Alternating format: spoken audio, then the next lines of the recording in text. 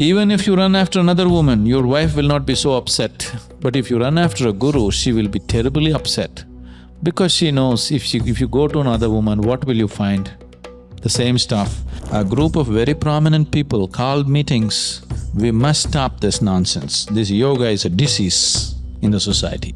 Cater only to hardcore spirituality. I wouldn't care a hoot about anybody. I would do other kinds of things, which if I do, many of you will drop out from spirituality. The initiations, we have diluted them consciously, very consciously. Because if it was kept up at that pace, if it was kept up at that intensity, there is no way I can train a single teacher in my life. It will exuberantly happen when I am there. The moment I am gone, it's over.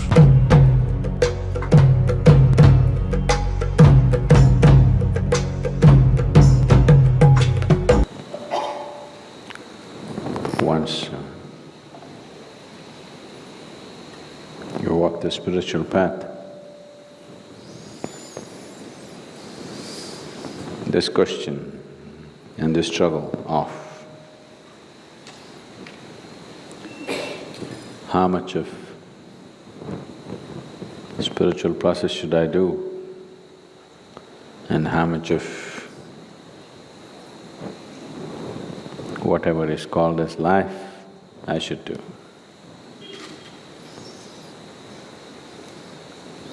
And for most people the struggle is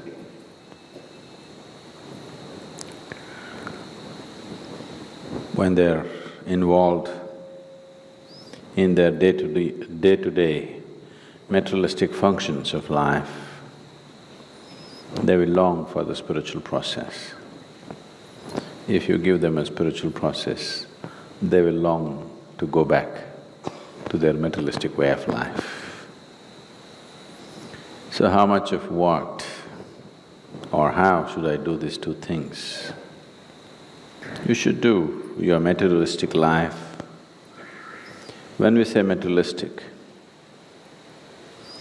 that which concerns and satisfies one's physical body and one's mind is materialistic life. It's not right to divide this, but anyway, invariably people divide it. So that which satisfies your body and your mind, how much of it you should do or how you should do means you must do it like you are going to live forever.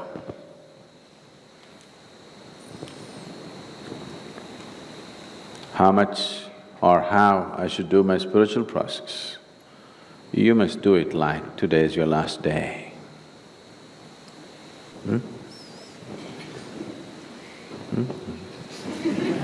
Which way is it? No. On a certain day, a hunter caught a little bird, a tiny little bird.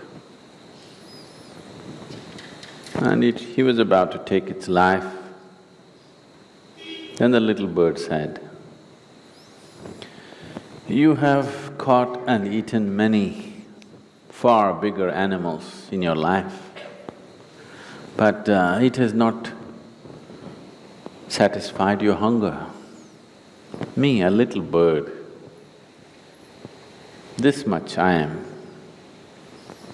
What can I do for you? So why kill me? If you allow me to live, I'll give you 3 invaluable teachings with which your life will be phenomenally rich. One teaching I will give you when I'm still in your hand. The second teaching I will give you when I sit upon the roof of your house. The third teaching I'll give you when I sit on top of that tree." Then the hunter thought about it, looked at this little bird. It doesn't even work as an appetizer, too small. So he said, "Okay, give me the teaching." The first teaching that the bird gave is, it does not matter who, whatever pronouncements they make, don't ever believe it.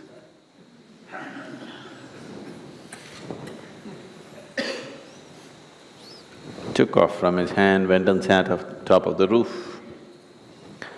And then he said, "You fool, you let me go. Do you know who I am?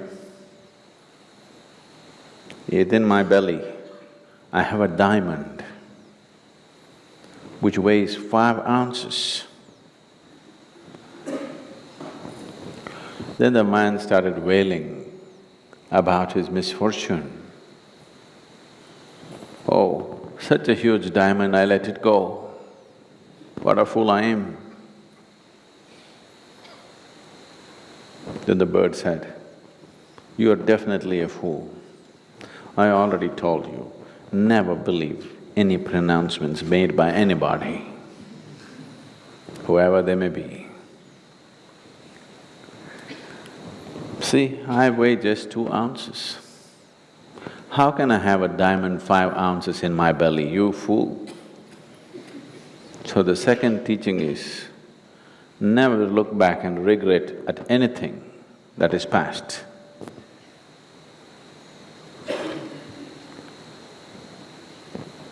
And then flew and went and sat on top of the bird. The man started screaming and wailing, "No, I missed the diamond, now you're telling me not to regret, you fooled me." And the bird went and sat there and waited. Then he recovered, "Okay, never regret for what has happened. Okay, tell me, what's the third teaching?" The bird said, "Anyway, you did not listen to the first 2.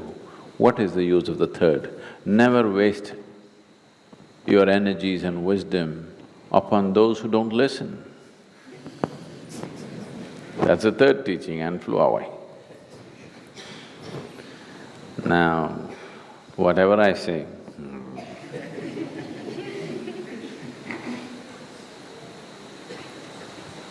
it's not going to work.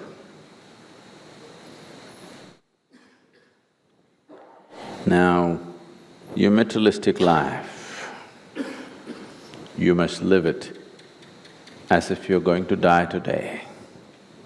Your spiritual life, you must do it that you are eternal, not the other way around. Don't say this to everything.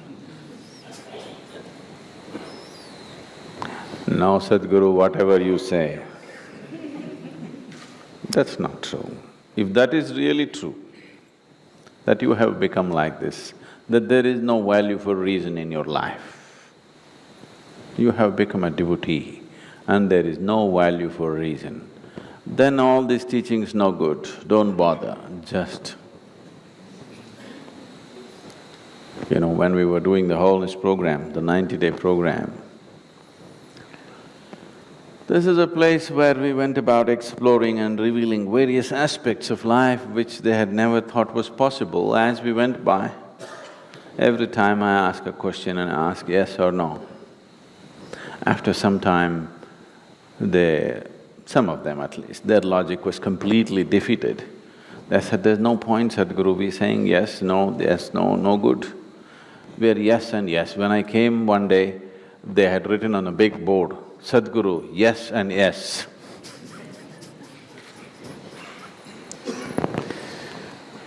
So if you have realized there's no value for your logic, then, yeah, everything doesn't matter. You don't even have to do this. You don't even have to say yes. But when you still live by logic, whatever is said by whoever, you have to put it to the test of your logic. Because if you do not do that, your logic will not evolve. Logic is a horrible thing if it is in a rudimentary condition. If you refine your logic, it can be the way to your liberation. It can be a stepping stone to your liberation if you refine it. If it's in a rudimentary condition, it is a horrible thing. It blocks you from everything, it makes you suspicious about everything. It will not let you experience anything. So, you've not given up your logic, have you? You're not listening, that's why. If you live your materialistic life like you're going to live forever, what will you do? You will buy 1,673 pairs of shoes. I went to somebody's house in the United States and I was sitting in their house and then I needed to use the bathroom. So I went and opened a door thinking that is the bathroom. I opened, it was a large room, about, let's say, one segment of this hall like this. And it was full of shoes. Hundreds of pairs of shoes. I looked, are they in some kind of shoe business? Then I came out and the lady of the house was trying to guide me to the bathroom. Then I asked, what are all those shoes? She said, oh, no. Not 2 dozens, hundreds of shoes. No. I'm buying shoes for 12 lifetimes I've bought and kept, just in case when I come back. If the shoe price is high in my next life, I've already bought them and kept. So you don't live your materialistic life like you're going to live forever. You live your materialistic life like today is the last day. You live your spiritual life like you're eternal. So without listening, without applying your logic, don't say yes, unless you become just yes and yes. What is holding me back from pursuing the spiritual process? Sometimes I have an intense longing and clarity to pursue it, but it withers away in no time. Why? One aspect of it, we have already discussed this, that there is self-preservation, the basic instincts in you which are always driving you in one direction. That is one aspect. Another aspect is, in every society, especially in a society like this, see, one thing is, you are not yet your own person, please see. You are not yet functioning out of your own intelligence with life. You still function with other people's opinions, isn't it? Your top priority still is what other people will say is still the priority, isn't it? Isn't it so? Without 10 people's approval, you can't do anything. So when that's the thing, definitely society rules the way you think and what is important and what's not important for you. In the society, if you do anything new, they will always protest, it doesn't matter what it is. That's been the history of humanity, isn't it so? Anything new means they will either persecute, if persecution is not possible, they will protest or they will boycott or they will do something. Now, what is so new about this? What is so new about this? There is really nothing new about it. As far as you can look back at humanity or the history of humanity, you can see always there was spirituality. In what measure, it may vary from society to society, but in every society it was always there, isn't it? Isn't it so? In a culture like India, it was widespread. In other cultures, it happened secretly, but everywhere it was there. If you look on the history of humanity, it's as old as humanity itself, always it's been there. So there is really nothing new. But it is just that people who live in limitations, if somebody breaks off their limitations, people who are living in limitations feel insecure and insulted. See, somebody every day has to drink coffee or every day has to drink whiskey, or every day has to run after a man or a woman. That's their condition. If you just sit here, no coffee, no whiskey, no man, no woman, you are fine by yourself, it's an insult to him, isn't it? It's such a deep insult, it causes wound. Within the family, you will see this happening in a big way. If the husband or the wife begins to turn spiritual, the other one will become so, lost and angry and whatnot. Even if you run after another woman, your wife will not be so upset. But if you run after a guru, she will be terribly upset. Because she knows if you go to another woman, what will you find? The same stuff. Today or tomorrow you will turn back and come. But if you go to your guru, you are not going to come back.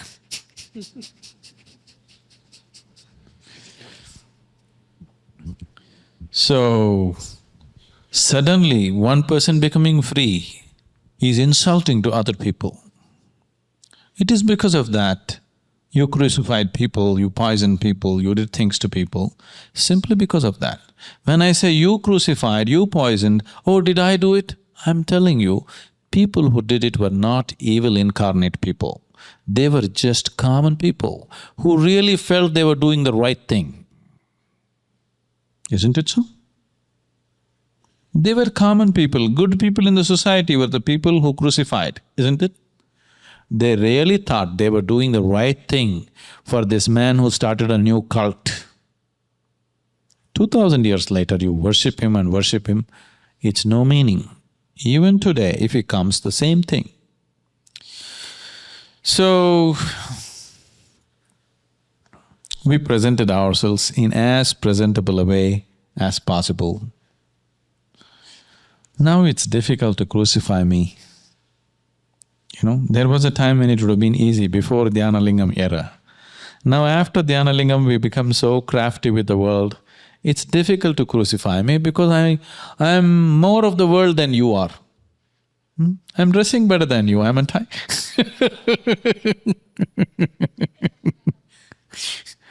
I'm so much more of the world than you are, you don't know what to do with me. So, people were talking about persecuting us in so many ways. Some very big people in the society, in Coimbatore city, who are very prominent people in the society, were actively planning how to come and demolish the whole ashram at one time.